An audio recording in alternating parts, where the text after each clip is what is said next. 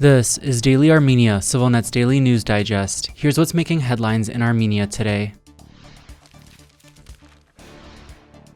Armenia has forcefully condemned remarks by Russia's top diplomat suggesting Yerevan is undermining Moscow's attempts to reopen transit routes in the South Caucasus, marking the latest spat in the two countries' growing rift. False, clearly biased, and often disrespectful statements by various officials in Russia's foreign ministry regarding Armenia, unfortunately, are not new, Armenian Foreign Ministry spokesperson Ani Badalyan said in a press release yesterday. Badalyan continued, "Yesterday's statement by Russia's foreign minister not only causes regret but also calls into question the Russian Federation's constructive engagement in the process of normalizing relations between Armenia and Azerbaijan." Earlier this week, Russia's Sergei Lavrov expressed frustration with what he called Armenia's refusal to reopen transit routes for Azerbaijan through the strategically important Syunik region, telling state television it is the Armenian leadership that is sabotaging the agreement that ended the 2020 Nagorno-Karabakh war. The Kremlin-brokered ceasefire declaration calls for all economic and transport connections between Armenia and Azerbaijan to be reopened, including a route to guarantee unobstructed movement of persons, vehicles, and cargo between mainland Azerbaijan and the Nakhichevan exclave via Syunik.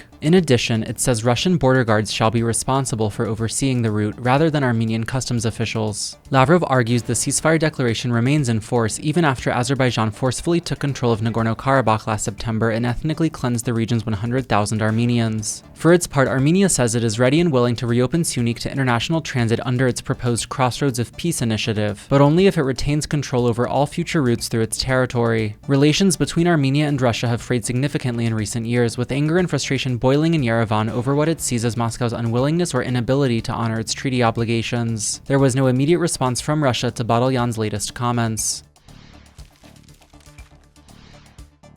And in domestic news, Armenia's state-run anti-corruption agency has fined the country's defense minister $260 for violations of campaign finance laws made during his tenure as a senior member of the ruling Civil Contract Party. In a statement, the Corruption Prevention Commission said it had found Suren Papikyan breached regulations prohibiting political parties from making cash transactions while he served as the head of Civil Contracts Party administration from 2019 to 2022. The commission made its findings public last week, but they only received widespread media attention yesterday when CivilNet's investigative team broke the story. It marks one of the few times the commission has found a cabinet-level official financially liable for wrongdoing since its creation in 2017. Earlier this year, an independent audit of Civil Contracts' financial reporting practices found that the party withdrew nearly $30,000 from its accounts in 2022, an apparent violation of the cash transaction law. Before that, CivilNet and Infocom, another Armenian news site, raised serious concerns in separate investigations over how Civil Contract sources its campaign donations. There was no immediate reaction to the news by Papikyan, who now serves as Armenia's defense chief. Civil Contracts, which came to power in 2018 on pledges to root out corruption and boost government transparency, has also remained silent.